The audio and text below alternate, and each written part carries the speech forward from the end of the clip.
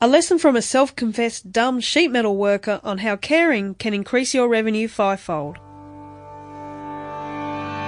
Welcome to the Tradies Business Show, helping you get off the tools and into true business ownership, so you can spend more time doing the things that matter most. Now, here are your hosts, Warwick Bidwell and Michaela Clark. Welcome everyone to another episode of the Tradies Business Show, and today, Warwick, we have a cracker. We do. G'day listeners. The tone of today's interview with our guest was set when he rolled in his board shorts and pluggers. Yes, but don't be fooled by the casual clothing, because this guy has a lot of great business tips to share, and you're going to take away a lot from this today. That's right. And he was gracious enough to take the time out of his day. He was literally moving into the new house that he's funded because of the results he's got in his business. So just bought a very nice property beachside on the Sunshine Coast. So what, weren't we there recording with a few beers? In air conditioning, we should be sitting by the beach. Anyway. Ridiculous. Look, it's a great interview, guys, and I know you'll take heaps out of it. Let's get stuck in. Hello and welcome again to another episode of the Tradie Business Show. I'm Michaela Clark. And I'm Warwick Bidwell. G'day, everybody. And one of the favourite things I love about this show is talking to real tradies and how they've been successful and what they've done. I think we can really learn from people in the industry that have done it and know how to do it and can help others out there. So I'm really excited about today's guest, Warwick.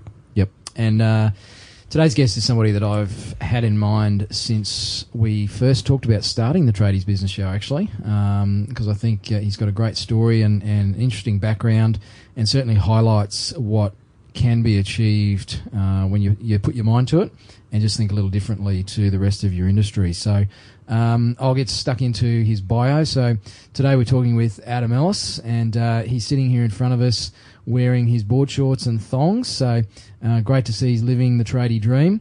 But Adam runs a company called Allied Drafting Services, and it's been around for a little while now, but certainly he started his background as a tradie. He's a former sheet metal worker, and he's worked his way up through various roles with different companies, and he's taken a lot of those learnings and applied them to his own business.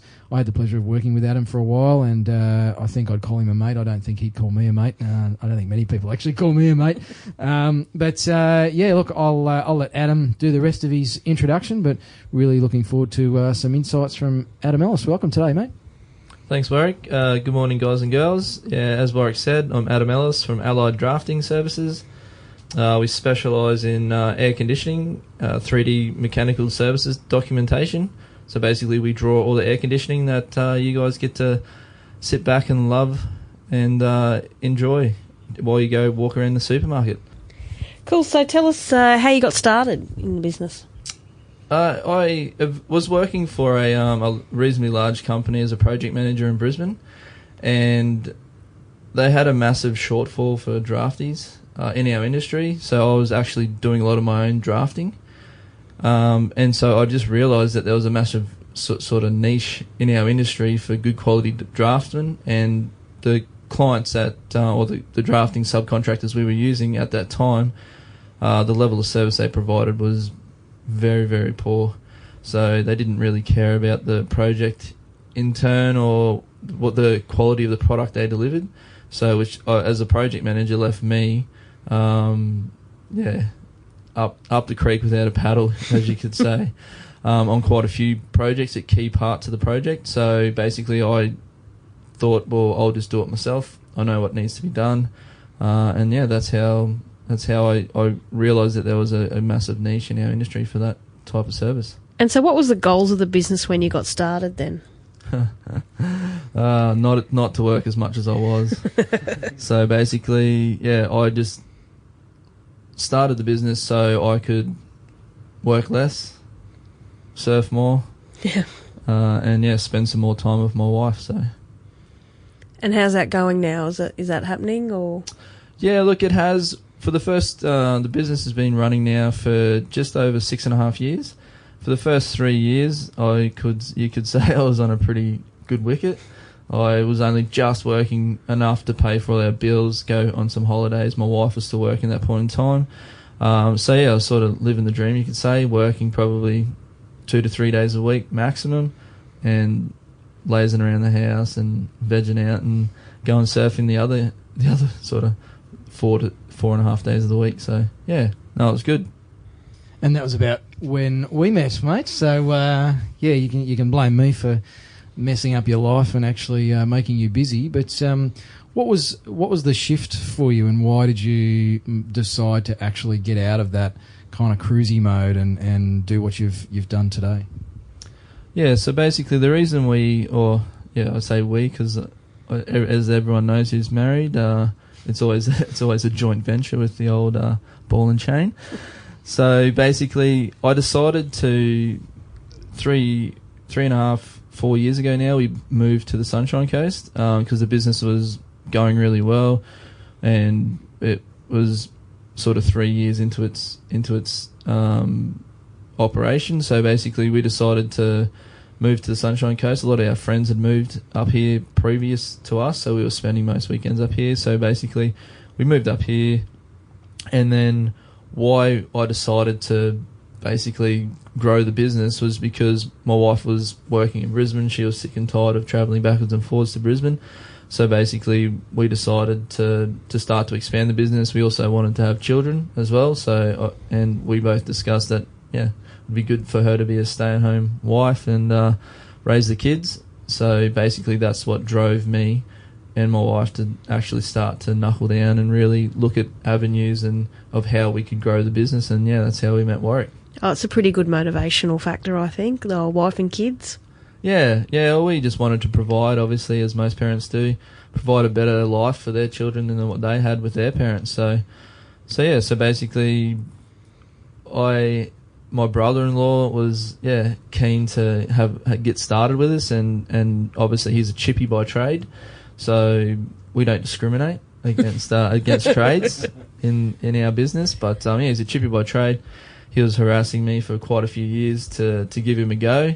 So he was our first employee. He's still with us now, sort of nearly 3.5 years on. And so what's that like, working with a family member? It's a lot better. You've got to keep work at work and personal matters aside. We thought that it could become sort of a bit hard from time to time, but after the first sort of 6 months had gone by, we'd realised that it was a good thing, and we both liked working together. He gets to live up here with his family now as well, so it's really, really good because we're both sort of living the dream. And as much as it is my business, at the same time we do have a couple of employees, and I also make sure that they're aware that it's not only my business, it's their business as well. Correct. So that they have an invested interest in what we do, and that they're not just another number. And that's what we're all about, is we actually care about not only our clients but also our employees, because without your employees, you pretty much once again you'll be up that creek without a paddle again. So that's basically. And I think that's one thing that a lot of trade-based businesses neglect, is that relationship with their team members, and underestimate the value is in really looking after, getting the best talent and making them feel part of the team. So I think that's really critical for building a bigger business. Yeah, most definitely.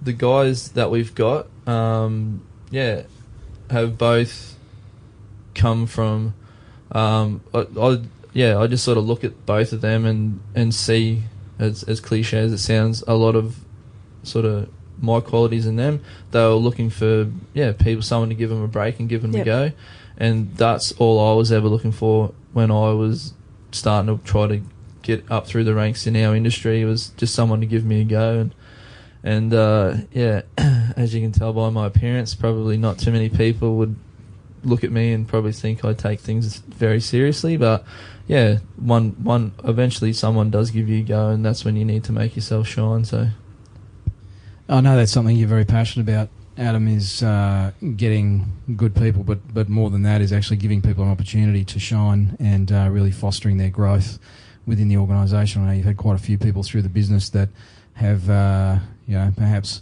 not had a fair shot somewhere else, and they've turned out to be great team members with you. What's some of your philosophies or secrets when it comes to actually employing people and getting the best out of them and giving that opportunity to them? Yeah, so basically, the qualities I look for in an employee are basically, one, are they a hard worker? Two, are they a genuine person? Because a lot of people can say that they want the opportunity and all this sort of stuff, but when push comes to shove, they actually don't really want it and they don't have that drive. Whereas someone that really wants to progress really has that sort of drive and that go-getter style attitude, and that's what we look for. And you do have to sift through quite a few resumes and sit down and talk to quite a few of your prospective employees. But so long as you know what you're looking for, that's the main thing. And you need to really make sure that they have an invested interest in your business.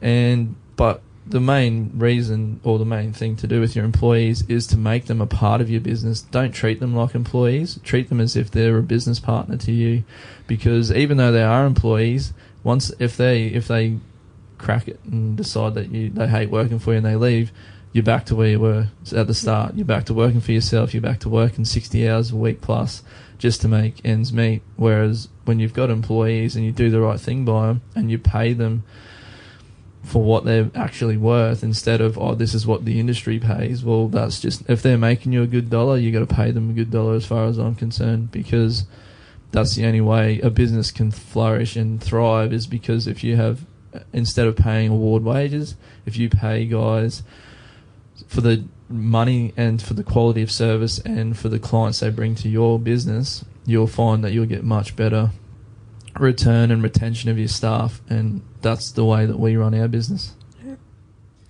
Did you experience any fear in employing those first few people, or did you have...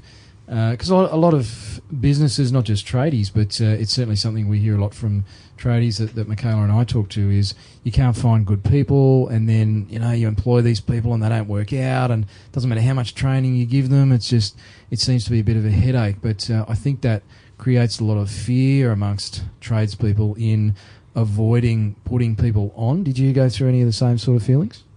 Yeah, most definitely. Because when you're a sole trader or a single man band, it becomes your baby, your business, and you don't want anyone to come in and sort of harass your clients or do the wrong thing by your clients and you lose clients. It's definitely a big fear that we had, but we also made sure that we had a lot of training implemented straight away and a lot of checklists to actually eliminate that human error. And then also, when we did start to use the checklist, that also highlighted some areas that we weren't actually looking at or that we didn't think were sort of risk areas to our business. And yeah, we definitely did have concerns, but if you do the right thing and you sit down and you knuckle down and you actually sift through all the resumes and you give everyone a decent interview process, as lengthy as it is, you'll definitely find those golden nuggets in those people that actually want that opportunity. And that's the main thing we looked for, is the people who actually want that opportunity. And then also, we would also question them about how many, what jobs they'd applied for and stuff like that. And if they said, look, we haven't applied for any or whatever, they're not really, as far as I'm concerned, looking for that opportunity. They just want someone to hand them the opportunity. Whereas if we employed a guy who basically, he actually had no experience in our industry but applied for a job worth 150 grand a year, and he had no experience in our industry, and it said that he needed 5 years experience, but he applied for it because he decided, well, no one's going to give me an opportunity at the bottom of the ladder, I'll try and weasel my way into somewhere towards the top. So yeah, so for me that was a big thing that made me giggle when he told me. But yeah, no, it's definitely, it is hard. But if you do make sure you have a good training plan in place to start with, then just set some basic ground rules of what you expect of them, and just so they know what they expect of you. Because at the same time, you expect a lot of them, but at the same time, if you're employing a brand new plumber and you give him the most clapped out old piece of crap van that's got hardly any tools in it, nothing works, he's not going to want to come to work. So you got to make their work environment and invest in your business through investing in your employees. And so it's been 3 years now. What else? How's the business now, 3 years on, since you took that big leap of growing the business. So how far have you come, and what have been some of the key things that you've done to get that success? So basically, the business has grown a lot in that period of time. We've had an increase in turnover and revenue of about 500% since 3 years ago. And I guess the most of the successes come from basically giving a personalised service to your clients. We have quite a few competitors out there that basically they do a really, really good job, and we strive to be like them. But where they let themselves down is they don't deliver a personalised service. It's just another job to them or another project. So we deliver the personalised service. We talk to the project managers, to the other draftsmen that are working on the projects, to the engineers. So, and everyone knows us personally by name. They know me by name. They know both my employees by name.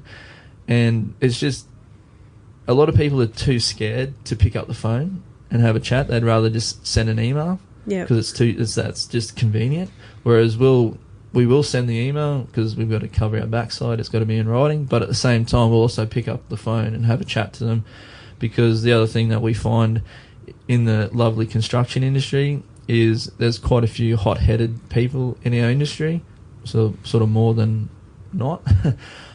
So people who read an email with a certain type of emotion, obviously, if they're having a bad day, the way they'll read that email will be completely different to the way it's actually been written. So that's another reason why we also pick up the phone and make that contact, because the last thing you want is someone firing an email back with a whole heap of capital letters and red letters in the email to you. So that's one of the things that sort of we attribute a lot of our success to, is the personalised service we give. And a lot of the jobs we do we'll finish them because we're the drafting element, so we'll have them completely finished before the site personnel get on site and actually start installing it. So once that happens, some of our other opposition, obviously, from time to time, don't provide that after sort of sales service that we would. Every job to us, we see it right through from start to finish, right till the end. And if we have if there are, for any reason, if someone's got any queries or problems, they can contact us direct. They don't have to go through a big chain of command. We open the door and allow them to come straight to us, so they don't have to actually go through the chain of command on their end, because sometimes they've got to deal with engineers, draftsmen, project managers before they actually get to talk to us. So we open that door, we go to site, we see the guys on the floor or on the job, and then give them our contact details and let them know that they can contact us anytime, obviously during business hours. So, Adam, you talk about you doing things differently, or just, I guess, doing the little things better. It's that personalised service. And that obviously makes sense to you as the business owner. But what about, say I'm a new team member that's just joined Allied Drafting Services, how do you actually train me on that or indoctrinate me into that culture within your business? Yeah, so we obviously, I said before, touched on the fact that we've got a lot of procedures and checklists and stuff in place. So basically, and obviously when we go through the actual interview process, the candidate that we do select has a lot of the qualities that I look for as well. So if they come across and they're sort of a fairly arrogant type of person that has they don't really sort of care attitude, they obviously won't get a start with us. But basically, yeah, the way that I sit down and run through with the guys is I tell them that every email they send, they have to obviously touch base through a phone call, and then obviously, yeah, I'd say to them, yeah, we've actually got to give a shit about our clients, because at the end of the day, the reason we get to live here on the coast, work 5 minutes from home, and not have to battle an hour's worth of traffic travelling to Brizzy every day is because we do care. And that's the main thing that, yeah, we definitely look for in our employees. And obviously we drum that into them from day one. And also, I also put the question to them, well, just imagine you were our client, and how do you think you would feel? How would you like to be treated? So, and that's the other way that I also sort of put it to them as well, is imagine that you are our client, and obviously what level of service you would expect from us when we are providing the documentation, the drawings to them. So, yeah. So you've had some great success, and I'm sure along the way, over the years, you've perhaps made some mistakes and had some key learnings from doing business. What's an example of a time that perhaps things didn't go to plan, and how did that turn out? Yeah, well, a man or a person who says they've never made a mistake is the biggest lie you'll ever meet. No one's perfect. We all make mistakes. I've made, quite a few. I guess we haven't made any that really sort of any large or very large ones that sort of stick in my head. It's if we do make a mistake, we obviously make sure we follow it through, we rectify the problem for our client, and then obviously all at no cost to them. And then we show them that we care about that. It's not just the fact that we've made a mistake, we get all high and mighty about it. We accept the fact, we get back to them and say, yep, this is the reason, or this is what's happened. And we, again, that sort of after sales service, we really make sure that we follow the issue through with their site personnel, so we eliminate the amount of time that their site personnel have to do to rectify the problem. And then obviously we'll revise drawings, send new drawings out, and obviously send it to all the key parties involved, so then their own document control people don't actually have to put any time and effort into sending all the drawings out to the key stakeholders. We do that for them. And that's the biggest thing I find with the business is you'll make a mistake, your employees will make mistakes. That's fine, and everyone's only human. But it's how you handle those mistakes is how people will remember you, and that's the reason why we go to the nth degree. We make sure. I've had times where I've jumped in the car at 3 o'clock in the afternoon up here on the coast and then driven drawings down to Brisbane just because I wanted to make sure that the guys on site had those drawings at 6 o'clock in the morning, or I've had the drawings done, printed, and driven to site early in the morning, left here at 4:35 in the morning, got to Brizzy, given the guys the drawings, and then run through what we've done, what changes have been made, so they know exactly what's going on. And for that, I sort of look at that as basically, if you provide that level of service to regardless of what industry or trade you're in, that's all anyone is ever looking for, is that they get someone who actually cares about the product that they have just purchased. Yeah, and I mean, it's not rocket science. It's just providing a really good level of service, and I really think that's missing in so many service-based businesses these days. Yeah, and the funny thing is living here on the coast, running my business from the coast, you get the old cliche of, when the surf's pumping, we're not going to be able to get in contact with them. And as much as I'd love to go surfing when it's pumping, but there's some days where we're really, really busy, and it's more often than not that we're really busy and the surf is pumping, but we make sure we deliver everything on time. And I think, a lot of guys, or a lot of tradies on the coast here definitely need to be more personable, because I've used quite a few guys from up here on the coast. And some of the service that has been provided has been sort of a lot, sort of falls quite below the bar of what I would expect. But I don't just, for those guys that I have used up here, I don't just sort of throw them away and not use them again. I just ring them up and say, hey, look, mate, you're trying to run a business here, and I just sort of explain to them why I felt that I didn't get a good level of service, or what I thought was wrong with their service. And in all honesty, most of the guys that I have sort of used up here, I've sort of explained that to them, have actually, they haven't told me to go get stuff. They've actually listened to what I've got to say and sort of said, well, thanks for coming back to me, because probably most of the clients would actually not actually ring back and sort of explain that to them. So some guys might actually think that they're providing a good quality service but don't get that feedback. And that's definitely another thing that we've done in the past, and when we were growing our business, is we went back for customer feedback, because I wanted to make sure that everything that we were doing they were happy with. So that's definitely a big thing, is never be afraid to ask the question, sort of, how did we perform? So, Adam, what's next for Allied Drafting Services? What does the future hold for you guys? Mate, the future is definitely very exciting for us. We're just about to start work on the Sunshine Coast hospital project up here, which will see us, obviously, there'll be myself and one other of our employees will be on that project for a minimum of 12 months.